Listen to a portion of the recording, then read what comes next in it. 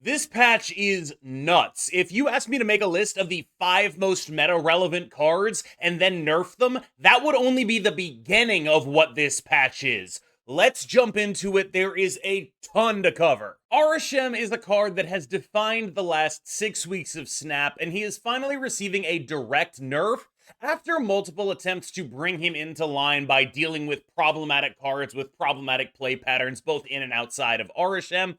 And I think that it is a well-deserved one. Now, Arishem to me is one of the best decks in the game and has been ever since he's been released. There were brief periods of respite when everyone was playing Cassandra Nova, but I don't think it's a good idea to have a required card in order for this card to not be a little bit imbalanced. Now, what I am interested in is how much of an effect an additional 3 cards shuffling in will have. One thing it will do is incentivize the Arishem gamer and put a lot of emphasis on the games where they actually draw the stuff that really matters. I'm interested to see how this dynamic of do you actually have to play around the stuff an Arishem player has ends up bearing out in terms of cube equity. One of the critiques of Arishem that people levy is that it's impossible to know what to play around, not just because they're randomly generating stuff, but because if you play around what they could have, you're likely playing into their hands because they're more likely not to have it than they are to have it. And so you often end up staying against Arishem and saying, well, if they have this card, I guess I'm losing the game, and then losing a very large amount of cubes when they have, for example, the Shang-Chi plus Shadow King that is the only possible combination of cards that beats you. That is very unlikely for them to have, and yet they still seem to have it. Now, that is going to become less common, but I'm wondering if that doesn't necessarily do enough to change the dynamic of Arishem creating these blowouts where the mathematically correct thing to do is stay, and you have no idea what's going to happen. However, the Arishem player knows everything about everything, and they get to blow you out for massive cube equity. The other thing I wanted to do here is talk about the approach that they've taken with this card, which to me, I actually think is roughly the correct approach. Maybe not exactly, but the rough outlines and thought process behind what they've done with Arishem, to me, was basically what I would do. Now, what I mean by that is Arishem is this incredibly popular card that just came out that a bunch of people bought that defines its own deck and is its own unique archetype in Marvel Snap. You don't want to take that card and obliterate it and nerf it into the ground and do everything horrible to it that people may want because it's good, because then you end up in a situation where a bunch of people paid a decent amount of money for access to this card, for access to this deck, for access to this archetype, expecting it to be at least kind of playable, and then it becomes unplayable. So what they've done is taken, as far as I can tell, the weakest possible nerfs to Arishem over the last few balance patches. They've nerfed cards that are good in Arishem, like the Blob Mystique interaction or Doc Ock and Leech, which, for the record, not a fan of the Blob nerfs, huge fan of the Doc and Leech nerfs still. I've been enjoying things a lot more without those cards around. However, they are now at the point, it seems, where they must actually change the card Arishem. And I think if I were them, what I'd be doing is what they've done, which is let's add 3 cards, see what happens, and then if we need to add more cards, we will add more cards to this card. That is how I would approach it. That is the kind of light touch that is required of what I can only assume is the best-selling card like of all time. And so for that reason, I do think that there are like some outside factors that should probably be taken into account here. However, spoiler alert, this might be a balance patch where those outside factors really do end up mattering in weird ways. One of the cards that I think probably should have gotten nerfed that didn't get nerfed is Loki. Loki is amazing in Arishem and amazing out of Arishem. The 2 videos prior to this video were Loki videos. So I guess my point here is that because Loki's in the caches? Because I think it's probably a good thing to not nerf a card when it's in spotlight caches, but also it's like, is that the correct thing to do? I'm actually interested to know what you in the comments have to say about nerfing a card that as many people paid for as Arishem, and then secondarily, related issue, nerfing a card that is currently in spotlight caches. I personally think that they're probably doing the right thing. However, I'd like to see some other opinions. Overall, my instinct is that Arishem will remain a playable and probably very strong deck with this change. One thing it does do is make a card like Cassandra Nova much better into it. It makes cards like Loki much less reliable. You are now drawing your random BS a little bit more, and that does matter. The question is, how much is it going to matter? Because this could not matter at all, or it could end up mattering a great deal. This is the kind of change where it might feel like the deck is still doing the same things that it was already doing, but then when you really dig down into the data, it actually lost like a percentage point or two of win rate. And that's the kind of change that I think they should keep making to this card if it ends up being a continued win rate outlier. Speaking of continued outliers in terms of win rate and play rate, Cassandra Nova is the only card I would really compare to Arishem and Shang-Chi in that regard.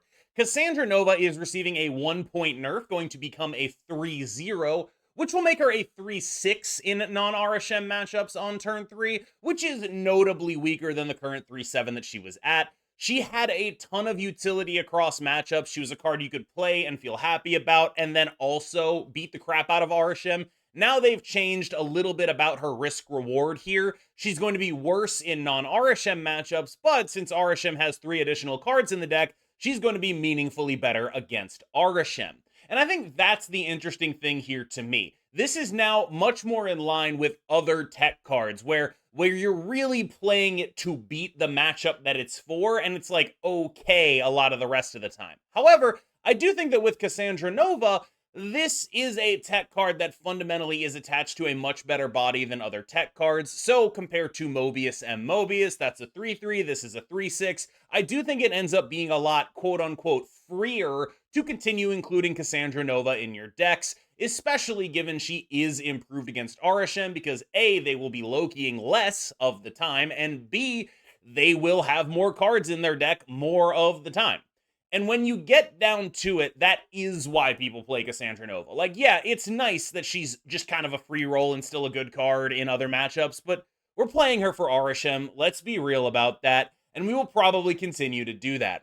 I do think that this change makes it maybe a little bit harder to play Cassandra Nova in your average deck, but I still think she's worth playing in those decks.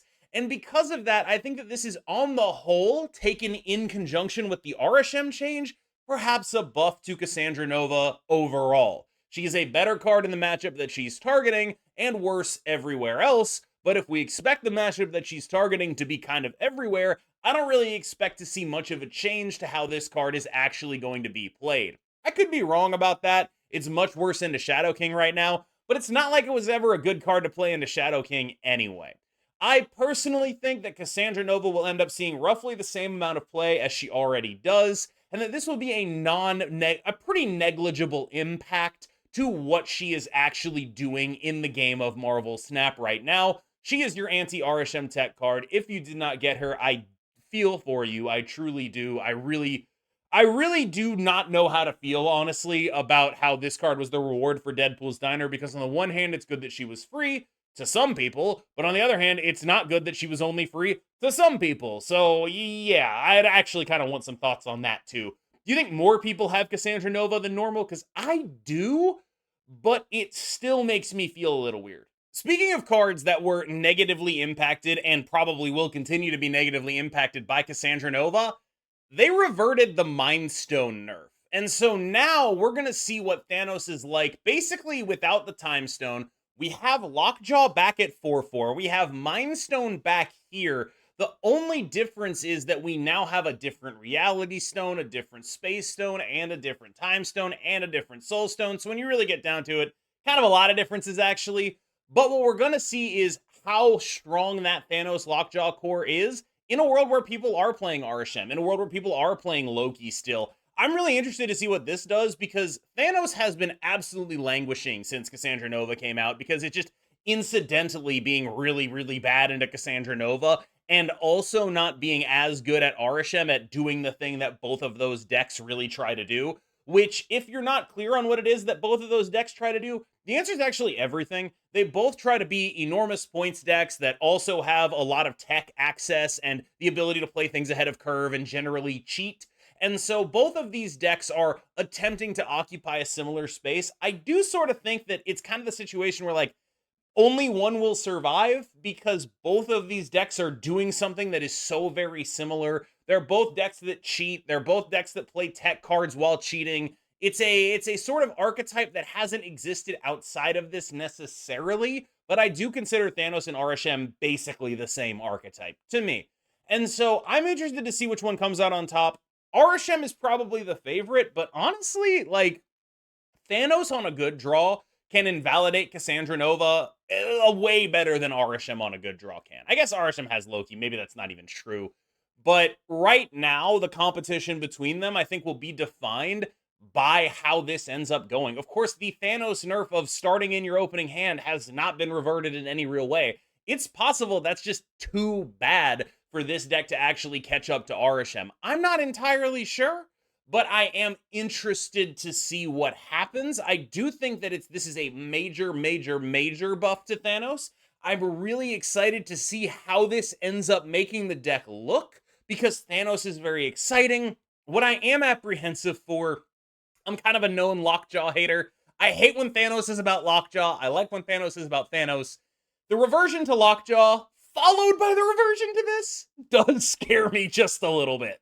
Perhaps the freest nerf in the entire game has finally been pulled off the rack here. Athena to 2-0 is the kind of nerf that I think is going to be like, there are going to be a bunch of people who make videos and they're going to be talking about how this nerf, actually it's a buff. Athena's going to be a 2-9 more. And like, my basic prediction for this is that in the top 100 or so, this actually probably will be a buff to Athena, but basically everywhere else it will not be. And the reason for that is many people often say things like, oh, well, making this easier to not get Shang-Chi'd, that's actually a buff. That actually improves the cards. And as far as I know, based on actual numbers, this has never actually happened.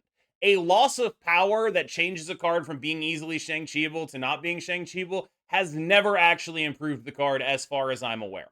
Now, this is kind of notable, though, because now Athena 3 procs is 9, and then Athena, that 4th proc, won't hit until the end of the turn. It is 12. It does matter. It is a real and relevant thing. When I play Athena currently, one of the things that I do very often is make sure that she stays at 7 until the final turn of the game, where she goes up to 10 so she doesn't get Shang-Chi'd. This does make that easier. My contention is basically that is not a thing that enough people are doing to impact the win rate across the ladder. And I realize how that sounds, but as far as I'm aware, again, this has never been true of any other card.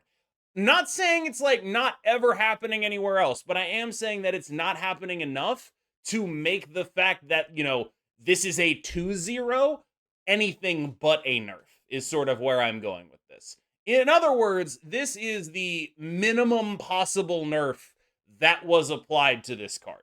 The absolute minimum possible. It's a nerf that is so small, you could honestly be totally forgiven for calling it a buff. I understand where you're coming from. I doubt that it is on the numbers, but it could actually end up being something that improves this card, at least in my eyes, or in the games where you're doing the good stuff and things like that. One thing that I had been focusing on recently with Athena is making sure I had a turn I was happy about that wasn't playing 2 cards. So like Gwenpool, for example, on turn 4, just making sure I was able to skip a turn of Athena procs was actually something that was actually pretty important to me. Now I'm going to have to building for only making my Athena procs every single time. You get your first proc on turn 3, 4, 5, 6. She is 12 power. You proc her every turn. The unshang-chiable 12 power. This card's going to still be quite good. That's kind of where I'm at on this. Speaking of 1-point nerfs to meta tyrants, Sandman is getting a slight tune down. And I think that this sort of makes me want to go a little bit more towards Patriot Sandman, which is better at winning when Sandman isn't around. But maybe that's just kind of the wrong way to think about it. I think that Patriot Sandman is the one that does the points the best. One of the things they mentioned in the notes was how shocked they were that this deck ended up having staying power. They saw it originally as a reaction to Angela Athena decks, and I think a lot of people were surprised by just how strong Sandman ended up being as a sort of meta staple in this current metagame that we have, and I think toning it down is honestly not really a big deal. I'm happy with this. I know a lot of people are unhappy with Sandman. I personally think he's probably the least offensive of the weird 5 costs that say you can't do things on the final turn of the game, but he is still a card that is in that vein. I think he's less offensive than Dr. Octopus was. I think he's less offensive than either version of Leech was. I think he's less offensive than old Professor X was. And yeah, like, I get it. But also, he is a little bit offensive, right? Like, you don't really want a card like this to be defining your metagame. And he definitely is doing that to some degree right now. I can count on. It would take more hands than I have to count the amount of high level players that I've seen make the exact same complaint of, I just log on and I play Arishem Loki, and then I play Sandman, and then I play Arishem, and then I play Sandman, and then I play Arishem, and it's like, okay, I think it's clear that toning these cards down is probably a good idea at this point. I've been in favor of toning down the 5-cost cards that say, screw you, effectively, the FU 5 costs. I'm happy to see a Sandman tone down here. I do, again, I find him the most palatable, the least objectionable, but I think that's because he's like the most face up. There's like less weirdness involved in him. Like, you play Sandman and then either the thing happens or it doesn't, where like with Doc Ock, it was like, okay, this person has magicked me and Doc Ocked me, but they can't snap until after the Doc Ock because they need to see what's coming out of the Doc Ock, because what if I play around the Doc Ock and then Doc Ock is useless? A factory of 1-cube games that suck. At least Sandman gamers are a factory of 2-cube games that suck, because they probably snapped you on turn 3, hopefully. And the hits keep coming. The greatest numbers joke in Marvel Snap is now over. Nocturne is a 3/4 now. This is a card that had an incredible joke attached to it. For those who are unaware, Nocturne is the child of Scarlet Witch and Nightcrawler. Her ability combines Scarlet Witch's ability with Nightcrawler's ability, and her stats previously combined Scarlet Witch's stats with Nightcrawler's stats. Unfortunately, she ended up just too damn good. And I think that is an accurate assessment from the devs on this one, because, yeah, Nocturne was just too damn good. 3/5 with an advantageous ability. It was just too much. You need to like give her the vanilla stats on this, or she just ends up being better Jeff, and she was probably better Jeff. And that is what they've done. They've given her the vanilla stats. This is now a 3/4, and I think that's probably the correct thing to do. What I'm interested in is, at a high level, what is going to happen to this card? Is it going to stay in these decks? Is it going to be replaced by something like Copycat or Red Guardian at a greater rate? I'm interested to see how that ends up going. Personally, I think Copycat is actually quite underrated and quite powerful right now, and could end up being what I would describe as the standout of these threes. I guess if Loki didn't exist. But yeah, I actually think that this is a reasonable change, and I'm glad that it sort of represents, I don't know, stepping back from the brink on these 3/5s, where like, Nocturne was clearly the best of them, the most obviously like, oh my god, why is that a 3/5 card in the entire game? And I do like that they're like, all right, you know what? Let's pump the brakes on this one at least. We'll see what we have to do about the other ones, but let's pump the brakes on this. This card probably shouldn't be a 3/5. I feel like for those who complain about power creep, I think this represents something like actually pretty real that says, all right, you know, like maybe a little bit of power creep, but we know when to draw the line here. And I think this is probably the appropriate place to draw the line with Nocturne, who was just generically in everything. Now, you might think those changes would be enough for them, but they're not. For the record, I'm literally kind of already out of breath on this. There are still multiple more changes to discuss. Lady Deathstrike gaining a point of power. Now, this was actually a point of power that was nerfed away from her. This card was actually too good at some point, and I'm kind of interested to see if that point can come back again, because this is a card that, especially for the record, in Arishem, scares the crap out of me. Right now, if Arishem decks can run this, like, this is gonna go in an R. Like, we talked about, you know, the 5-cost cards that say no, have no fun. This is one of them, and they actually just made it stronger. Now, granted, not anywhere near Sandman or Doc Ock or Profex, I get it, but this is one of those cards where it's just like, turn 4, play Lady Deathstrike, the game's over, have fun. I'm not looking forward to that, personally. Like, I'm really not looking forward to that one. Anyway, Lady Deathstrike was a card I was already excited about before Arishem came out to run in Arishem. I think with this buff, she ends up sort of solidifying a spot as just like, yeah, this goes in Arishem. You just get to free roll killing basically everything your opponent has played before turn 5. That seems pretty good to me right now. My real question is she going to show up anywhere else? Last time she was a major meta presence was in the context of Clog decks being around, a lot of Annihilus decks. She was very good against those. She was also good against Mobius metagames. So the metagame that this card really thrives in is like a Pixie Annihilus type of deck.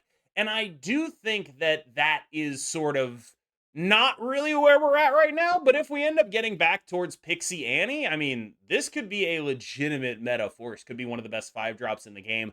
I think this card is honestly pretty good, but what's really going to define her is A, how good she is in Arishem, and B, the meta context of, are there enough, like, -4s and -8s and things to kill? Are there enough clog that you really want to play her? Because if there is, she's just unreal. Between Wiccan and the new Man-Thing, it seems 4-7 is the new 3-5. And the interesting thing about this Man-Thing is, I think people looked at US Agent and they were like, okay, why is this card good and Man-Thing is bad? And when US Agent was good, a lot of it was because you were hitting things like Professor X, you were hitting things like Iron Man, really relevant targets, right? US Agent was good because of metagame context, and now that Professor X is not running around anymore, US Agent is not nearly as good. Man-Thing is also the kind of card that can only be good in metagame context, but again, for the record, this is a card I am now very scared of in Arishem. That's just like a really, really big guy to play on turn 3 in the lane where your opponent played some dudes. That guy is big as hell. You put 2 dudes in there, Man-Thing, 4-11 for free. And there's this kind of card where it's like almost good enough to play already, but not really good enough to play already, is getting 2 points of power. 2 points of power is nuts. Like, 4-7 is just a good stat line. And I think the other thing about Man-Thing is I think a lot of people think you have to play Luke Cage to play Man-Thing. I'm not sure that's true. I think at 4-7, you might just be able to be like, yeah, I'm going to play Man-Thing. It's whatever here. So for me, I actually look at Man-Thing, I look at Lady Deathstrike, and I say, am I going to be playing these in Darkhawk now? Are these the new just best in slot 4 and 5 drops that I'm running out there? Is that a thing I want to do? I look at Man-Thing and I say, do I want to play that in a clog deck? Am I a Debris Man-Thing gamer now? Because, man, that is a strong thing right there. That's a really big guy for 4. When this guy was released, competition at 4 was much higher. There was a lot more things that were competing with this card. For example, Darkhawk was a 4-cost card. It was hard to compare to Man-Thing, but right now, this might just be the best 4-cost card to curve out into. It's a 4-7 with upside. That's just really strong in a generic sense. I'm kind of excited to see what happens here. Downside, of course, is that it's sort of restricted where you can actually put it. You don't really want to hit your own stuff with this, right? But honestly, I wonder if this card is just strong enough that you play it in whatever because it's a 4-7 with upside, right? Like, that's kind of scary to me. I think this is the card that I'm most likely to be wrong about in this whole video, because I think I'm really high on this, and Man-Thing has been so bad for so long that I'm kind of scared to like go and die on Man-Thing Island, but I'm at least gonna try it. And finally, Angel is getting the world's most minor buff, but honestly, I'm interested to see what this does. I still am old enough to remember, and I've been playing Marvel Snap for long enough, when people played Angel as quote-unquote deck thinning. It wasn't really worth it because putting a 1-2 in your deck just really does suck. And I'm interested to know if this evaluation of the card changes any if it is a 2-3. I am fairly certain that if this card was a 2-4, we would be playing this card. I may be off base on this. Like, Angel's been really bad for a really long time. I get it. But I am fairly certain that at 2-4, this would be a card that Destroy decks would actually play. At 2-3, I don't know. Because again, it's not just that you're playing the thing that is a generic body at best. It is also that it is not a card that you could have played in a deck that relies very heavily on synergy. Destroy wants to draw the cards that do the thing, and it wants to do that early. So the deck thinning value of Angel isn't felt until you do the Destroy. And that's the problem. You want to have the Deadpool in your hand at the beginning of the game. You want to have the X-23 at the beginning of the game. You want to have your Destroy cards at the beginning of the game. You don't want to have Angel in your hand. And in some 25% of games, you're going to have Angel in your hand. I'm sorry, 33% of games. Right. I'm very stupid and bad at math. You're going to have Angel in your hand on turn 1, and you're not going to want that to happen because it could have been a card that was more relevant to your game plan. Now, maybe this ends up replacing the Shang-Chi slot, the Arnim Zola slot, and you don't really feel it in that meaningful way because you're still running all of the stuff you would normally run, and then maybe it actually ends up helping you in a real way. I don't know. I'm more interested in trying Angel here, but if I had to be a betting man, I would bet that it does not provide the boost that Destroy needs to get back into being a metagame relevant and defining force, which is a shame because I distinctly remember when Destroy was potentially in line for nerfs, when it was like the second best deck in the game, and people were like, we need to do something about Destroy.